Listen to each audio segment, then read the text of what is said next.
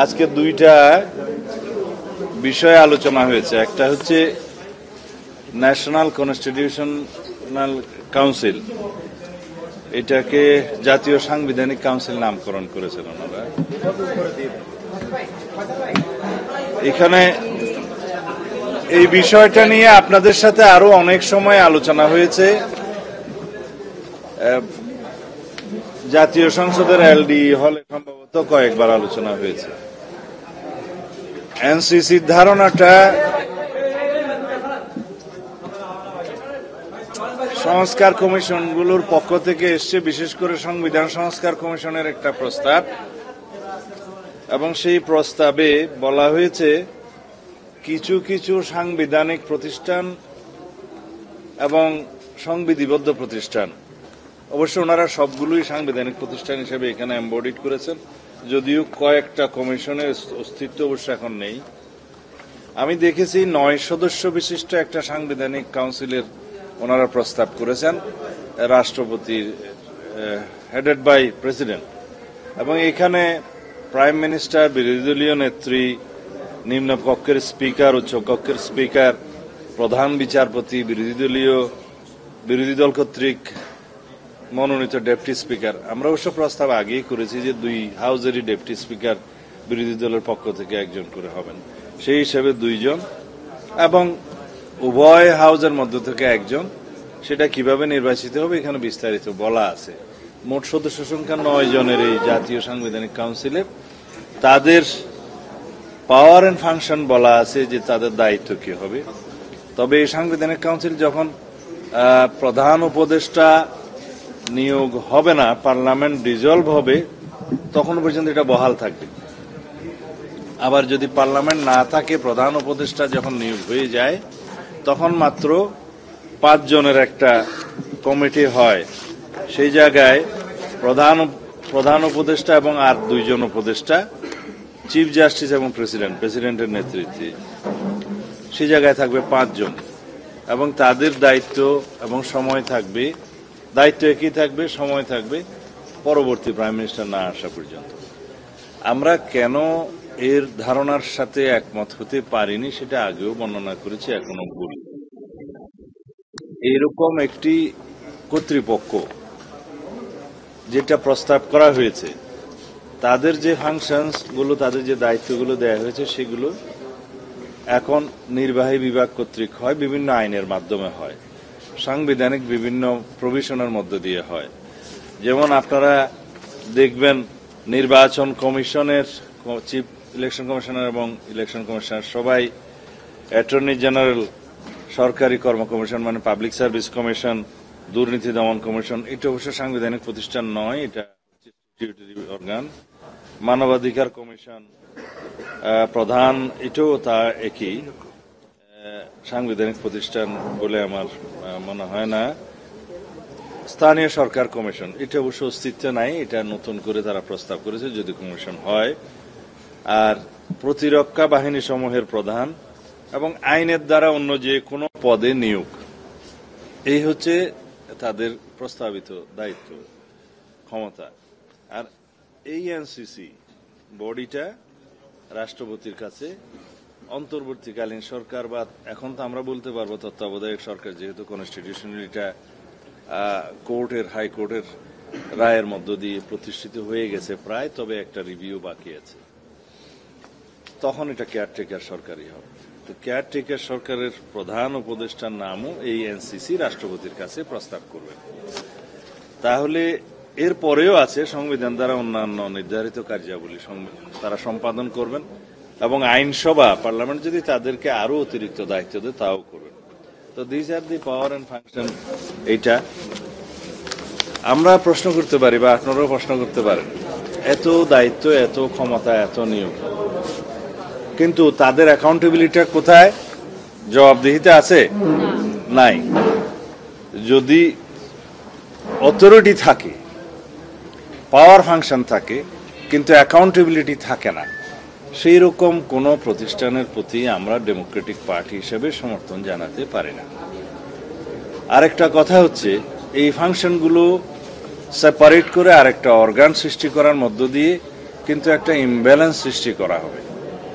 এবং সেটার যুক্তি হিসাবে অনেকে বলছেন, ওনারা যারা প্রস্তাব করেছেন তারা বলছেন যে অতীত অভিজ্ঞতায় বলে যে এগুলো প্রধান নির্বাহী কর্তৃক নিয়োগের ফলে রাষ্ট্রের মধ্যে একটা এনার্কি সৃষ্টি হয়, এটা অনেকে বলে। কিন্তু ব্যাপারটা ওইখানে নয়।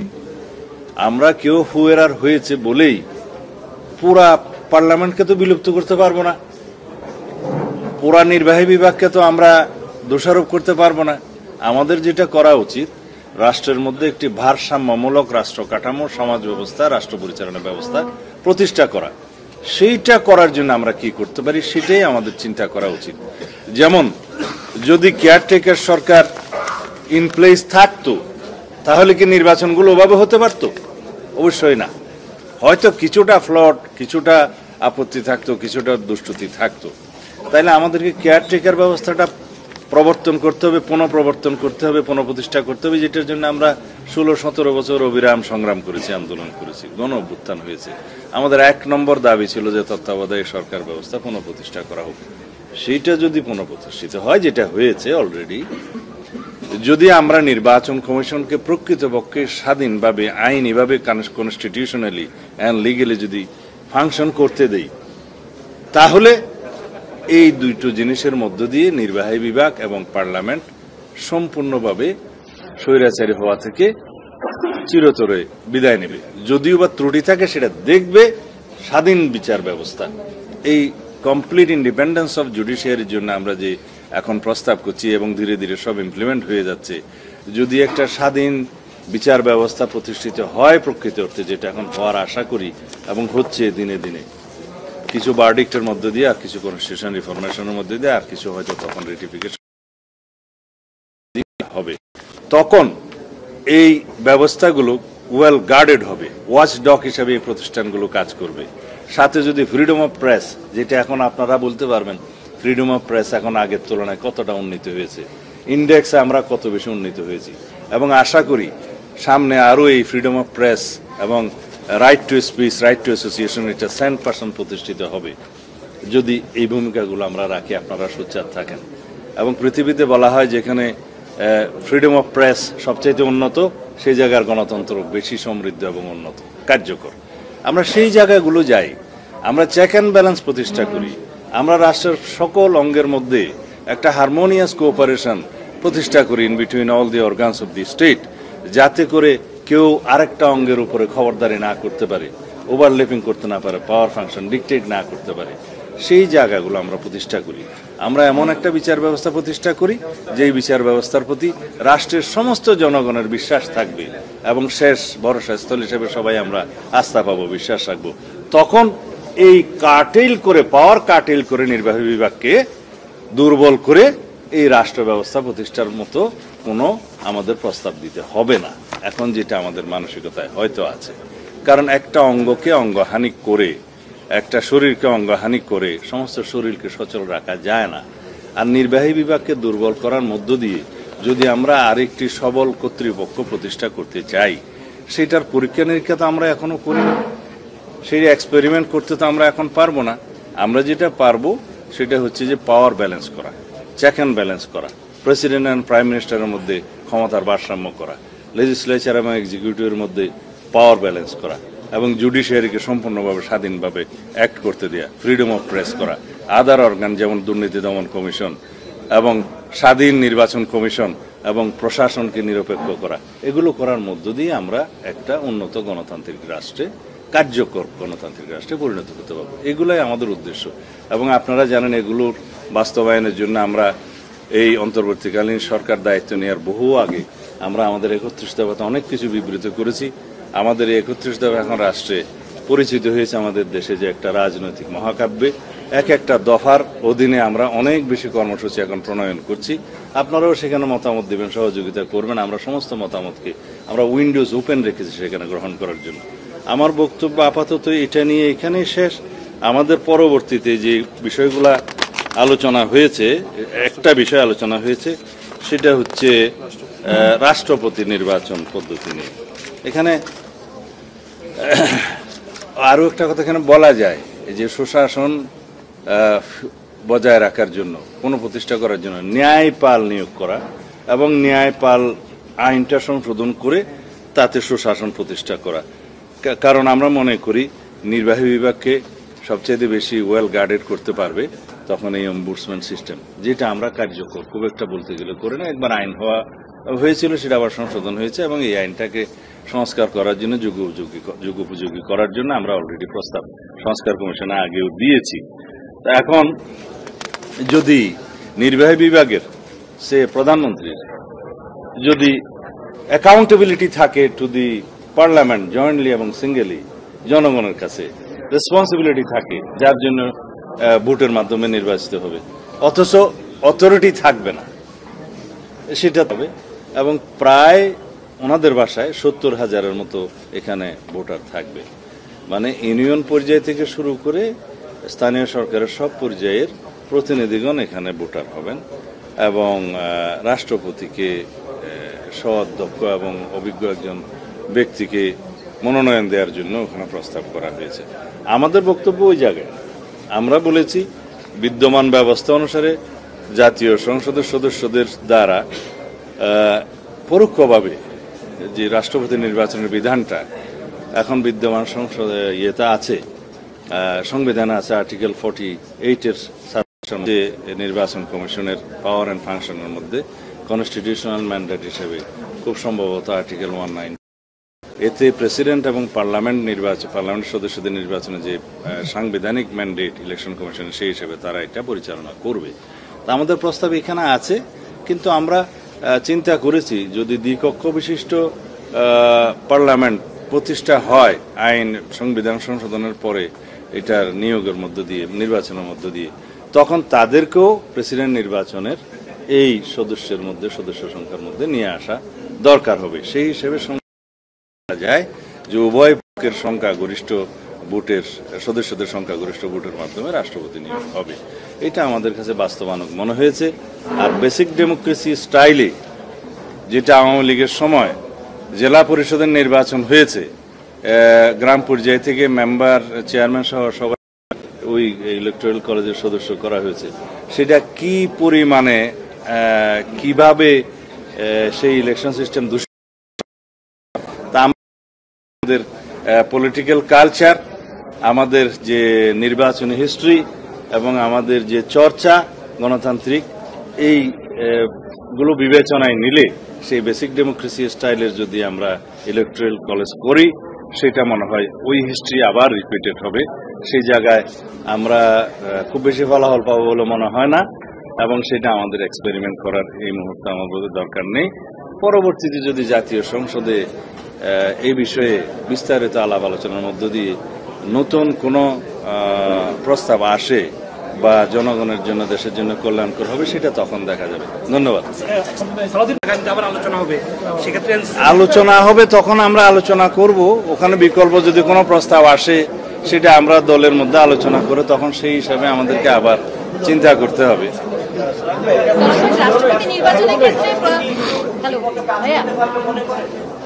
সরি,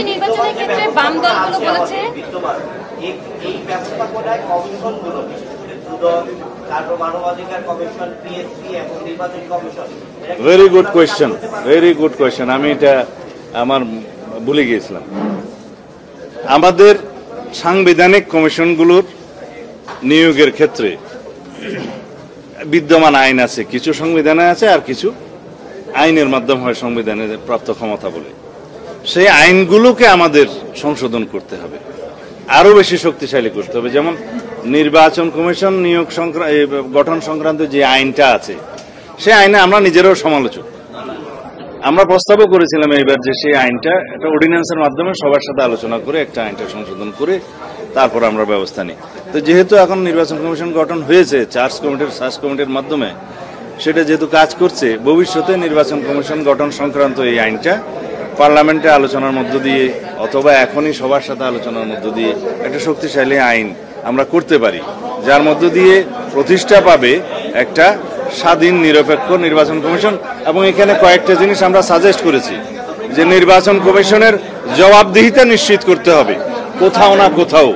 সেটা কর্মকালীন সময়ে জবাবদিহিতাটা আইনের মধ্যে থাকবে আর নির্বাচন কমিশন যেহেতু সাংবিধানিক প্রতিষ্ঠান, আর্টিকেল 118 বলা আছে তারা সুপ্রিম জুডিশিয়াল কাউন্সিলের মাধ্যমে অপসারণ হবে, যেভাবে হাইকোর্ট সুপ্রিম কোর্টের বিচারপতিগণ অপসারিত হতে পারেন সেটা একটা বিধান ওখানে আছে। কিন্তু আমরা মনে করি না যে হাইকোর্ট সুপ্রিম কোর্টের জাজেসদেরকে সুপ্রিম জুডিশিয়াল কাউন্সিলের মাধ্যমে শুধুমাত্র অপসারণ হওয়াটা একটা শাস্তি, এটা মনে করি না।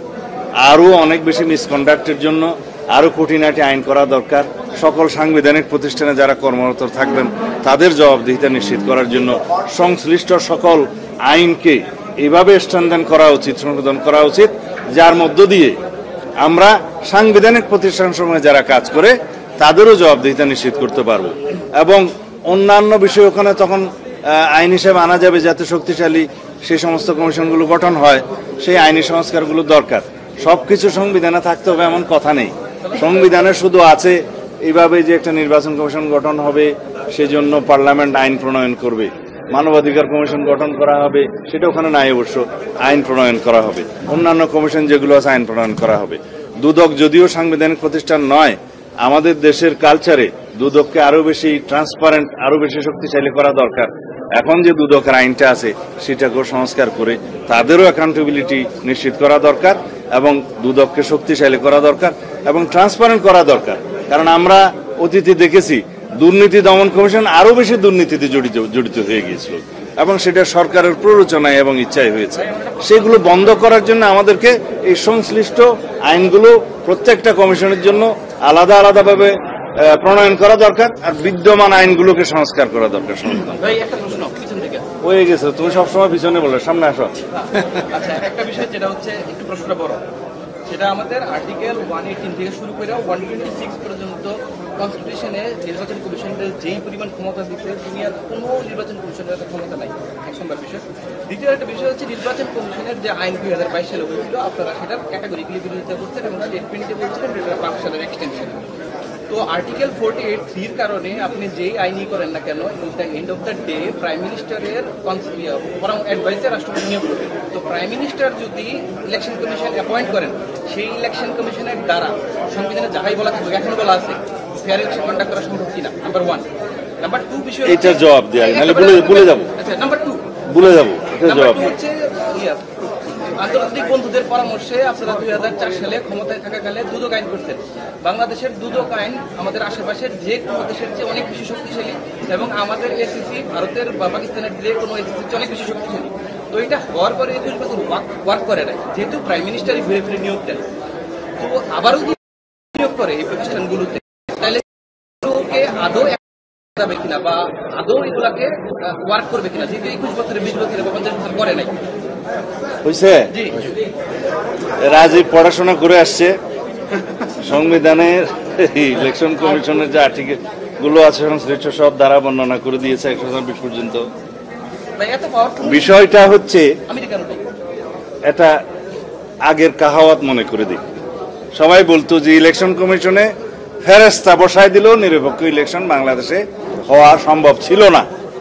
কেননা কেয়ারটেকার গভর্নমেন্ট অথবা গভর্নমেন্ট যদি ঠিক না থাকে, ইলেকশন কমিশন ট্রু জগন্নাথ। এই জন্য প্রিকন্ডিশনটা ওইটা না। সংবিধানে যা ইলেকশন কমিশনকে ক্ষমতা দেয়া হয়েছে সেটা যথেষ্ট, ঠিক আছে তোমার বক্তব্য। বাট যদি কেয়ারটেকার ব্যবস্থা প্রবর্তিত না থাকে, সেই কমিশন কাজ করবে না, এটা আমরা স্বীকার করি। এখানে হচ্ছে আমার উত্তরটা শেষ।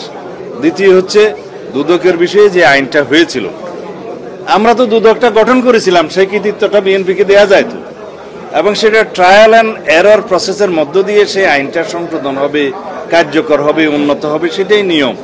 এখন কাজ করে নাই, যেহেতু সরকারটা ওরকম ছিল, নিয়োগটা ওরকম ছিল।